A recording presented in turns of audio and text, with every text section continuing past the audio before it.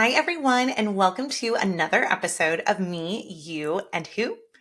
Today, we're diving into a story that's not just about surrogacy, but about the power of trust, perseverance, and the unexpected connections that can shape your life in the most beautiful ways. After experiencing her own struggles with infertility, Kacey went on to have 3 successful IVF cycles on her own. Knowing her own struggles, and after her family was complete, it was put on her heart to help others. After her own struggles with infertility, Courtney had a successful transfer of her own, but when it came time to grow her family further, surrogacy was the best option. Courtney and Kacey matched, and I am so excited for you to hear these 2 women whose journey through infertility and surrogacy is filled with emotional ups and downs, but also moments of pure joy. Together, they'll share how they navigated the process, the importance of finding the right match, and what it was like when all the waiting and hard work finally paid off on delivery day. Their relationship has evolved even past that big epic day, and the friendship remains. Please enjoy this beautiful story. Me, you, and who? Who knew it would take more than 2 people to have a baby? In a world where infertility is no longer a taboo topic, this podcast will take you through all of the different aspects of surrogacy and egg donation through the lens of many who walk this journey in different ways. My name is Whitney Hall, and I am a 2-time surrogate, now turned surrogacy coordinator for Egg Donor and Surrogate Solutions, the very agency I used when I chose to carry for 2 amazing families. With this podcast, it is our goal to help guide and support you as you learn about what it takes to grow a family in an alternative way, as well as hear inspiring and beautiful stories of how this path has changed lives forever. We can't wait for you to hear about just one more way happy families are created every day. Hello. Welcome, Kacey and Courtney. Hi. Hi, thank you. Oh, I'm so glad you guys are here. Okay, for our listeners who are not watching, why don't you guys introduce yourselves so they know whose voice goes with who? I'm Kacey. And I'm Courtney. Yay! Awesome. And what is so special about this fantastic meeting is that, Kacey, you are the gestational carrier for Courtney, which is so fun. Okay, so to get started, I want to hear just from the both of you, how did this even, like surrogacy, how did this even come into your world? Just tell me all of the things. Courtney, I want how did surrogacy become the thing that the path that we were going to go on to grow your family? Well, that's a pretty loaded question there. Absolutely. It certainly wasn't the first thing that we tried. Yeah. But I would say that um, through some failed 3 total attempts to grow our family, this was secondary infertility for Andrew and I.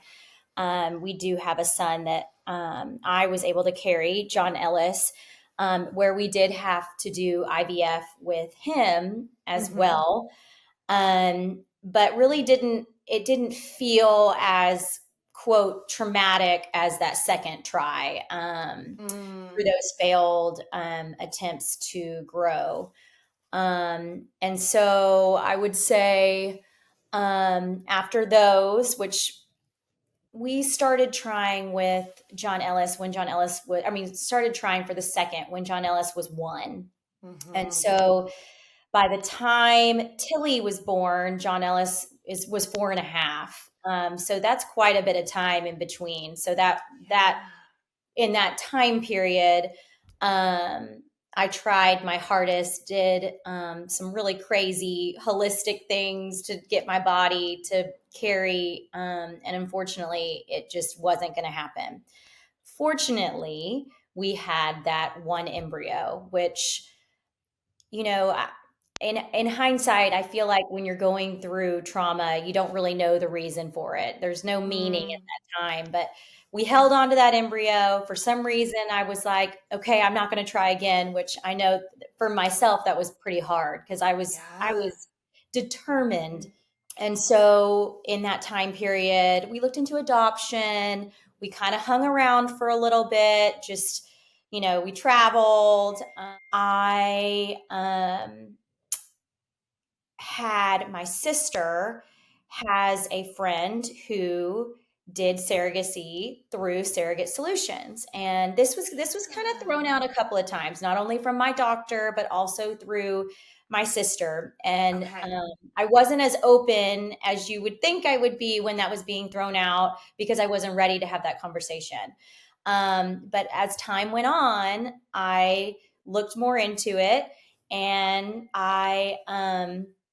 I decided to look into Surrogate Solutions. This was the only agency that I decided to do just based off of this person who did it and they had a great experience. And so that Sure. felt comforting to me. And Absolutely. so um, that's how we got there. And I'll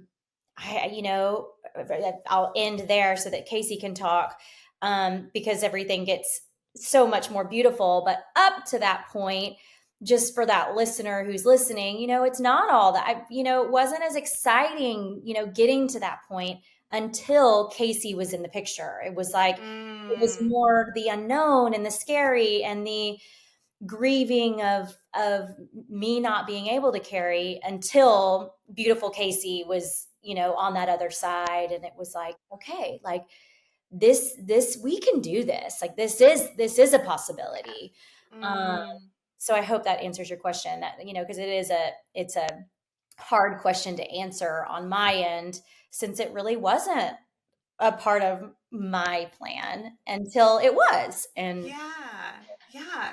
There's so much to unpack there. And yeah, there's just so much to unpack there. I think it's interesting that, you said, oh, it wasn't, it wasn't this exciting thing like people might think. And I don't think that that's unusual. A lot of intended parents that I talk to, I always say there's so much of a journey before, either I as a coordinator or before any, surrogate comes into the picture. There's always so much of a journey prior to that. And so I don't think that's unusual. It doesn't make it any less beautiful. But it's not unusual because I think you're right. You, amidst all of that, um, there was so much of a grieving process happening, whether it was, the grieving of the miscarriage, the failed transfer, grieving about the fact that, well, wait, I did this. Why isn't it working now? And I mean, there's just so many things to unpack there for sure, because I think there's a different level that comes, I think, with secondary infertility. And so I'm so glad ultimately it led to sweet, beautiful Kacey, yes. as you lovingly call her. But yeah, there's a whole journey that happens before we get here for sure. Mhm. Kacey, tell me your journey with surrogacy, like how you even were like, yep, this is the thing I'm gonna do. Yeah. So mine's a little bit of a history as well. Um, Yeah. so we actually struggled through infertility ourselves. Um, my husband and I tried for years to have kids, and we found out we had some male factor infertility. And so at first, I didn't want to do IVF. So we actually tried Mm-hmm. adoption. We went through two adoption losses before I was like, Mm, okay, nope, I can't do this anymore. Um, yeah. and so then we decided to go the route of IVF. And I was very successful with IVF. We have three beautiful children now, all through IVF. And it was the only way I knew how to have kids. Um, Sure. and yeah. And then it had been a couple years since I had Kyler. He was my last one. And I don't know, God just put it on my heart that He was going to use my experiences through IVF and he really grew my heart for people not being able to have children through my own infertility struggles. And Mm-hmm. so he just put it there, and I was like, oh, I think I need to be a surrogate. And Mm. once that happened, I just started researching, and I found like two different agencies that first popped up. Um, and Surrogate Solutions was the first one that I like looked into. And since I saw their website, it looked good to me. I didn't know anything about anything surrogacy. I just jumped headfirst into it, and it was a wonderful thing, and I'm very glad I did it. Oh, I love that. I love that. And I mean, that's amazing. I think there's something really unique and special about the fact that you did have that struggle and you knew what that struggle was personally, and then to be able to do that for someone else. I mean, Courtney, did you, when you were going through the matching process, when both of you were going through the matching process, what was that like for you? Did you have, comfort in knowing Kacey had done this before? How did you guys feel? How did you guys know it was right? Oh, 1000%. I feel like I can remember getting matched with Kacey like vividly. And the Mm. crazy thing about that is Mhm. there's not really a whole lot of like FaceTime interaction. I mean, you've got this profile Right. that she's viewing, and then I'm viewing hers. And I, of course, can't see hers until she, I guess, liked ours first, the Right, matching process. right. But I remember her picture and her family on that screen. I remember all of it. And then um, I I remember it's because it's hard because you really are kind of advertising yourself. And so a lot of that was me trying to figure out how am I going to get this other person to like me. And Yeah. I feel like Kacey and I's probably first quality that we noticed in each other was the Lord and religion and God. And then another part of it that, like you mentioned, was the fact that she had gone through IVF before, and she's a nurse, and she treats her body so well. She's an exercise queen. Um, and I respect that. It was, my gut knew Kacey was the one, and that it was easy. That part of it, like I said, there was all that, you know, the hard and struggle and the raw before, but once Kacey was on that other side, everything changed. I mean, it's such a God thing. Mm. The stars aligned. And yes, that was good. Yeah. How, okay, going from, because you had mentioned, as you were struggling before you even got here, it had been presented to you, kind of this alternative of, hey, have you thought about surrogacy? You had, kind of sort of started to look into adoption and things like that. How did you go from, I'm not ready, no, to, oh my gosh, like this is my person? How was that? Well, so I would say that it took me getting out of my comfort zone and actually making a profile. Yeah. Because otherwise we wouldn't have been noticed, and we wouldn't have, been able to get to this step. And that took a lot. That took a lot. It was the unknown, like I mentioned before. Mhm. Um, and, and just, I think getting through that hard trial of me accepting that this is, follow that yellow brick road, just, move forward, and be okay with this. And it did take me a little while. And then I think I was told that when we had our profile that it could take 6 months, but after 6 months, they usually suggest that maybe you go with another agency. Mm. And I could be wrong on that timing. So I wasn't like, I was really on my toes, just kind of like, it's okay if someone doesn't notice us. We already have a child. Like, I was thinking it was going to take a little bit longer. than it did. And then we got a phone call right before Christmas. It was the best Christmas, and that's the time. And it was quicker than we expected. Thank God. And I think for a lot of reasons, because I don't know if you're ever really ready to make, we were ready, but this decision. It's almost like, okay, let's go for it. These were gut decisions. And I felt so good about Kacey from the very beginning. And I don't know if I was given more than 48 hours. I think that's what they give you to kind of say, okay, let's move on with the next step.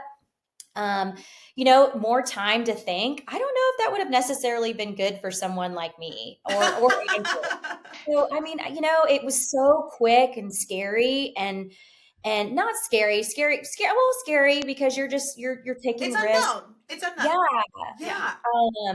But I do feel like, that there were lots of reasons why I felt connected to Kacey, just over a Zoom meeting. I mean, it was so silly to she's going to carry my child, and then we're committing to each other over Zoom, but Sure.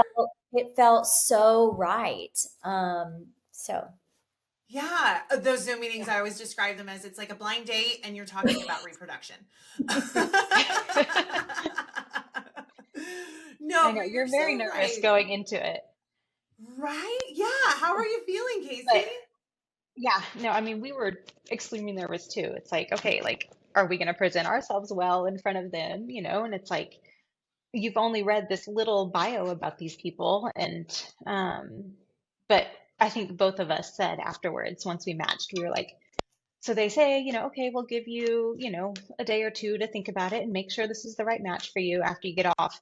And me and Matt were immediately like, nope, yeah, we're good. Can we email them right away and tell them? Or does that seem like too, like, you know, Do I crazy to play be hard to like, yes, get? Do I? immediately? No, I'm kidding. Yeah. Yeah.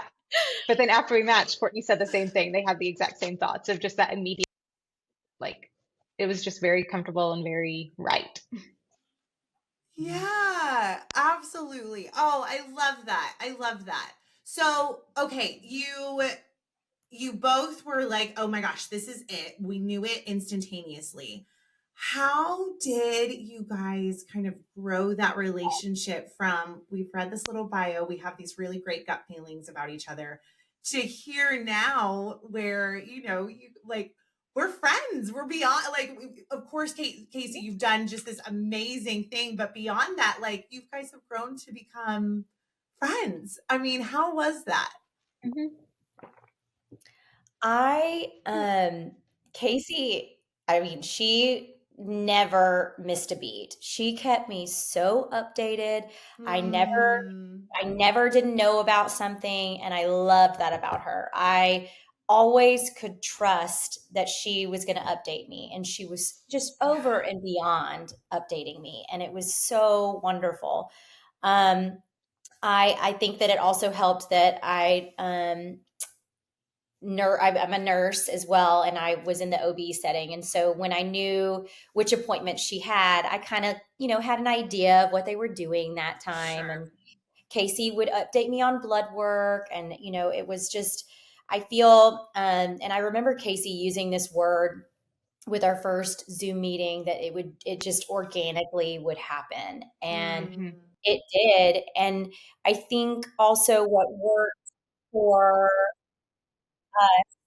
um, was that Kacey has 3 kids and I have a crazy little boy. And so we both have, other things going on in our life. And I never wanted Kacey to feel like I was micromanaging or doing anything. I always wanted, and part of that, had she not been the way that she was, maybe I would have been different, but she made me feel so comfortable and she was genuine about everything that she told me.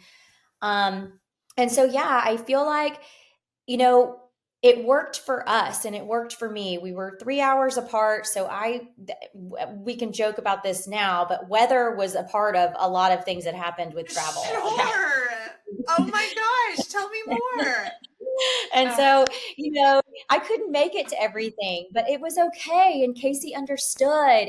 And really, I was okay with it. And I know that's God on my heart. I know that because I never had a moment where I had any freak out moment ever throughout that process, ever.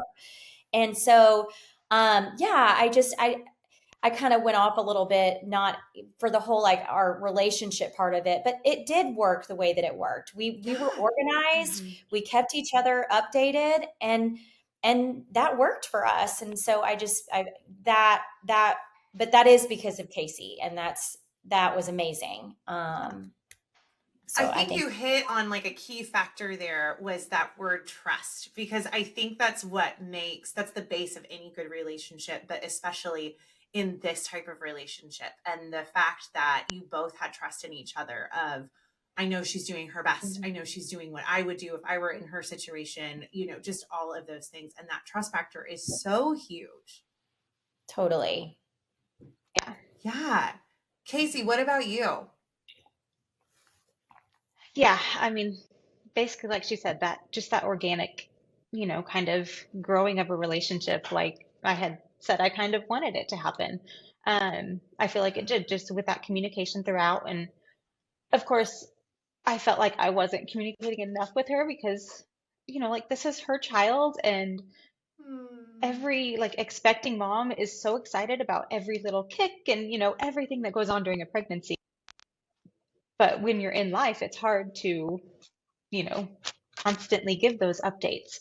Um, so I'm glad to hear that it was exactly what you wanted because I did not want to disappoint you with the, lack of Hmm. communication I was giving about what she was doing or anything like that. Um, but yeah, you always gave me that assurance that it was great. And um, just now, knowing that we'll be friends for life and connected forever through this beautiful child, just I can't even explain like how it's grow and feel.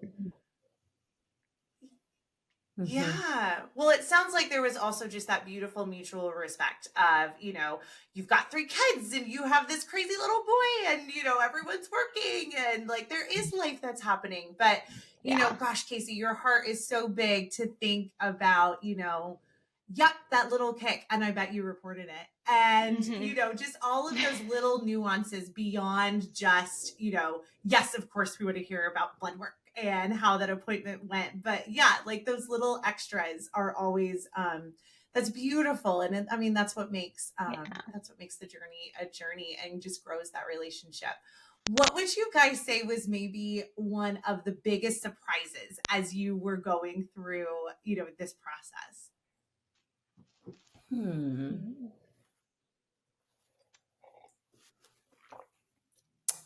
Um, for me, it was probably just how like easy it all went. Um, Oh, love that. because, yeah, but you go through so much to get to this point, like with our infertility Mm-hmm. and with their infertility and everything. And it's all the heartbreak and struggles that you go through. And then we got here and it was just like everything just worked and it all went as we wanted and planned, with the transfer happening with one embryo, it happened and the delivery went exactly how we wanted. And it all just happened. And I still say it's just totally a thing because he was the one that said, this is what you're going to do. And that's why he protected us through it. So, I love that answer. I think that that's great. It is like surprise because honestly, Tilly's such a miracle, and so it's Mm, so wild to think that.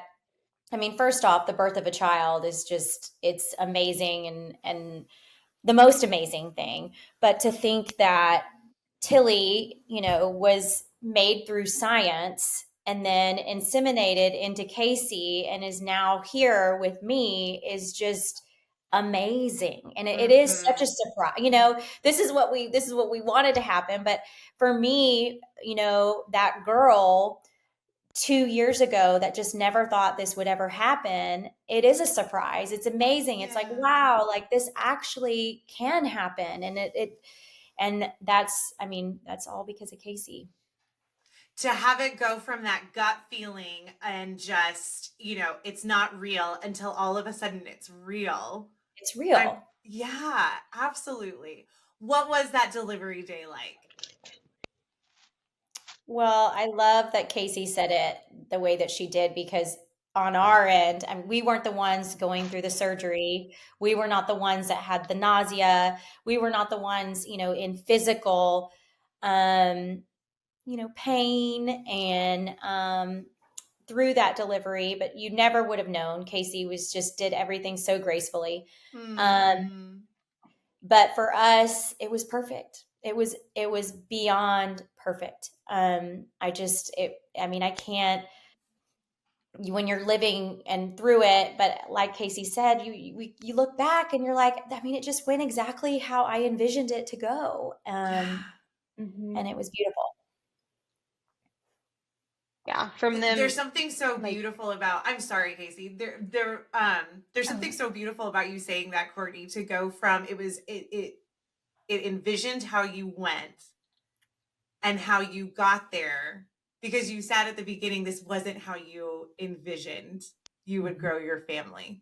And then Yeah. to have that vision change, and then to be able to say, no, this is exactly what I wanted. That's so beautiful. And I think, again, there's just something to be said for making our hearts bigger and being open to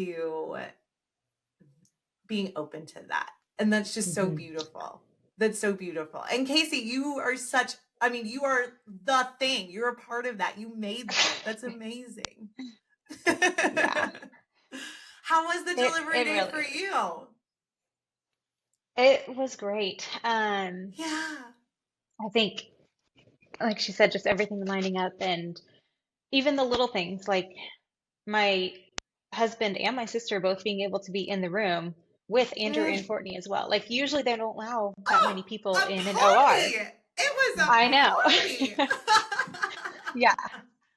So I had my people and they were there to get Tilly as soon as they pulled her out, and it was just beautiful. And the whole scene of, I just remember like laying on the table, seeing them over there by the incubator, and just getting their first glimpse of their daughter, and knowing, I helped them do this. Like it was just a great feeling. There's really nothing else that can compare to it. And just getting, having my support people there, while also getting to see Andrew and Courtney over at the incubator for the first time, like seeing their baby girl. And just, I will always remember that moment of watching them get to see their first look at her, and just knowing that, I had a hand in this, and it's Yeah. an indescribable.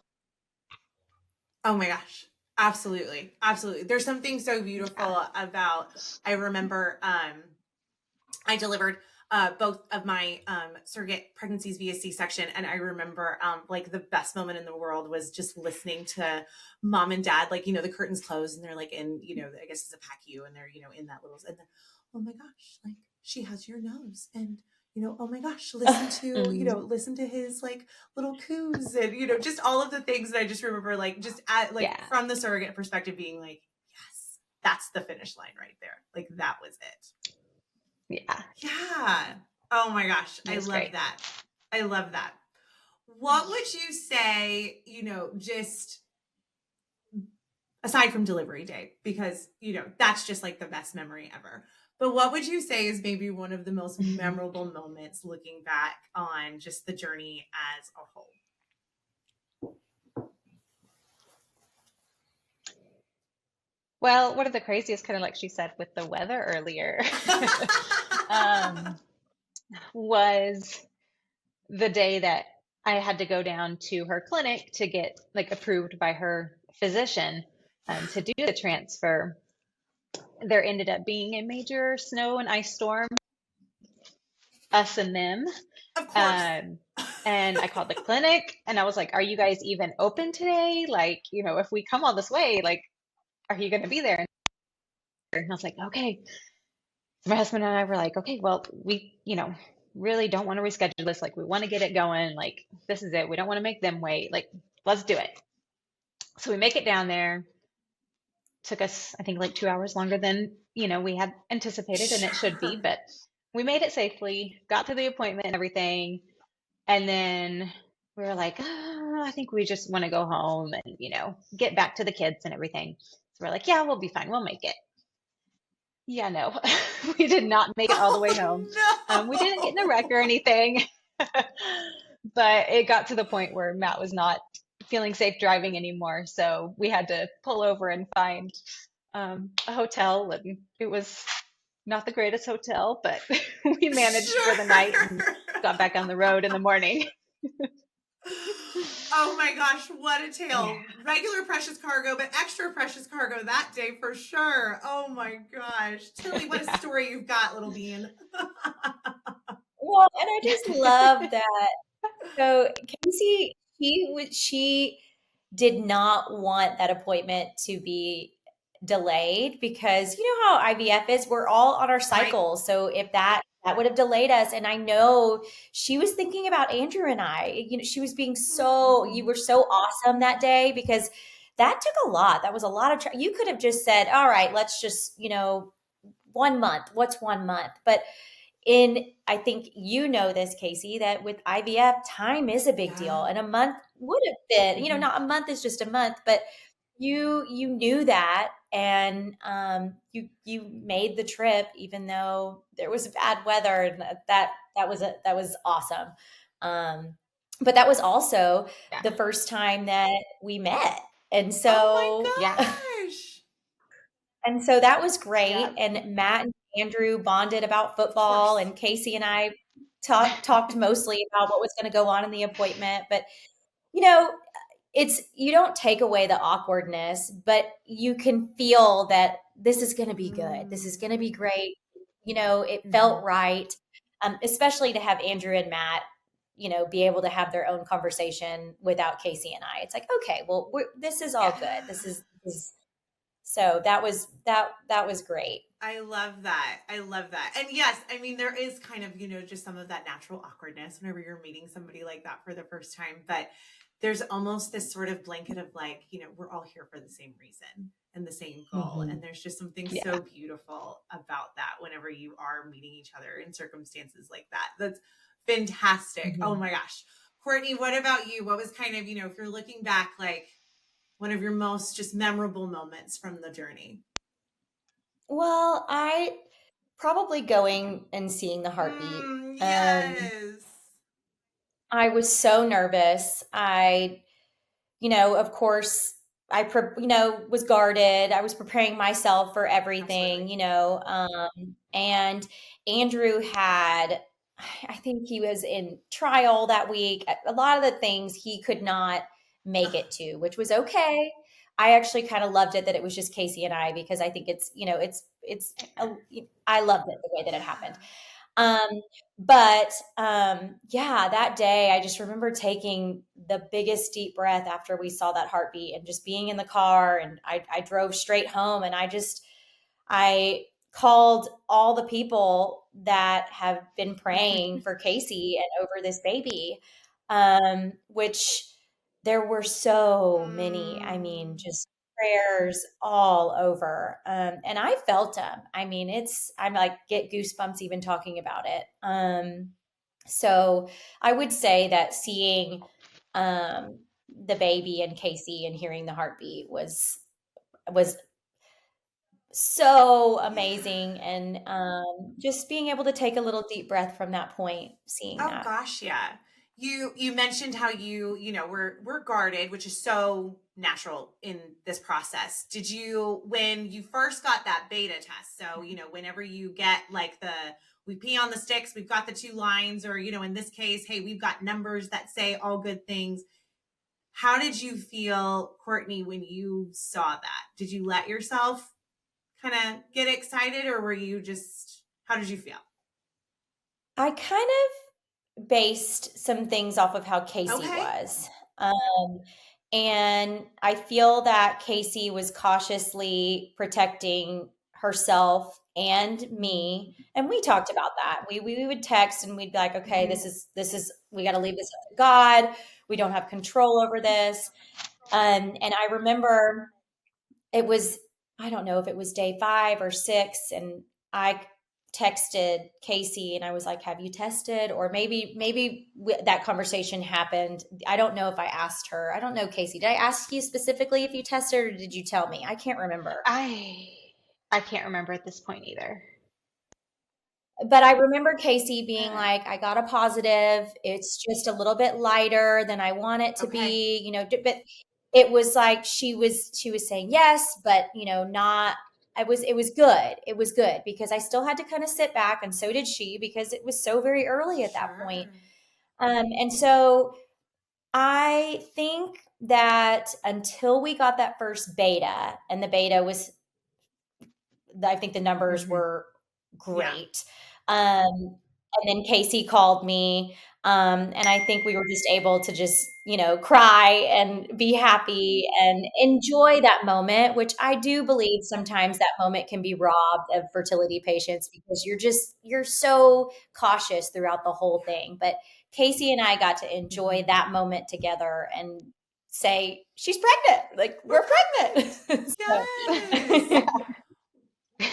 I was just going to say it was a difficult thing to test at home and know, like, okay, it's not just me that's going to be like disappointed if this, doesn't happen. And Yeah. you can get so many false positives and things can change and all that. So I was cautious and timid with my response to the positive, just because I did not want the letdown to be even more than what it had to be if it was, even though you can't really do much about that. Like it's a huge letdown no matter what. Um, but I wanted to try and just be cautious, but still excited and not rob, completely of that joy.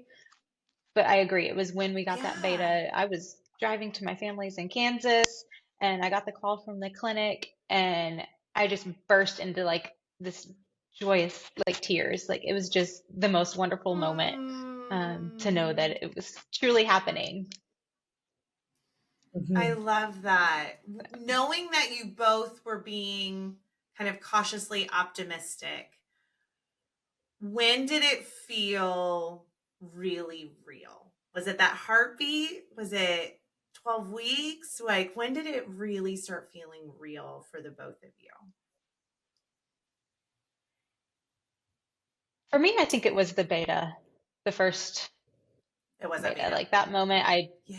was the biggest like relief and yeah, like okay, this is happening. Mm. Like I don't know, I didn't have as much fear of like a miscarriage after that. I love that. Yeah. Yeah. Oh, And I would probably stick with the heartbeat once I saw that. And then Kacey, like I mentioned before, she would give me updates on how she's feeling. I loved, I know I wasn't the one having the symptoms, but she would tell me that she's tired. And I'm like, "Oh, great. Okay, symptoms are I love Yeah. symptoms. Symptoms mean something. Yes.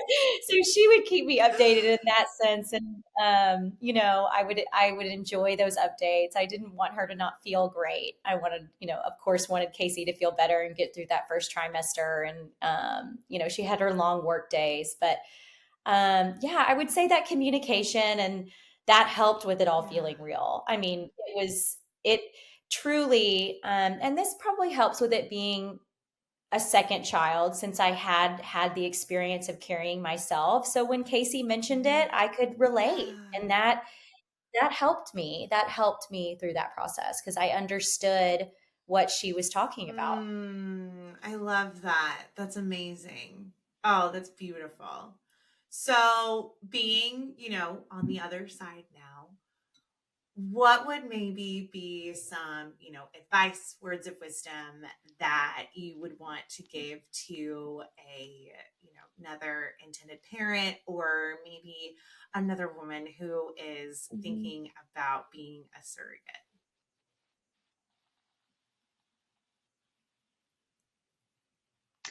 Um, on the surrogate side, I would say just like I did jump into it, but I jumped into it knowing like that this is what I was being told to do. Um, Yeah. but definitely you have to have the heart for it. It is, Yeah. I mean, it is a difficult thing to do, to carry someone else's child. Um, I think a lot of my family and friends were worried for me mentally afterwards. My husband took off the whole next week of work because he was scared that I mentally was not going to be able to handle it. Mm. But I feel like if you truly are invested in it for the right reasons, that you know from the start, like, this is the plan. This has never been my child. It never will be my child. Um, Yeah. but you are just helping grow God's kingdom by carrying someone else's child for them.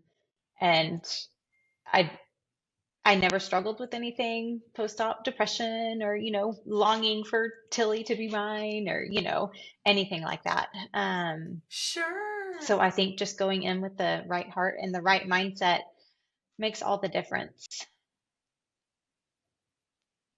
Absolutely. Yeah. I mean, it's that finish line. It's like you said, seeing Courtney with like holding Tilly for the first time. Like that was it. Hmm. That's the why. Yeah, Yeah. absolutely. Yeah. What about you, Courtney?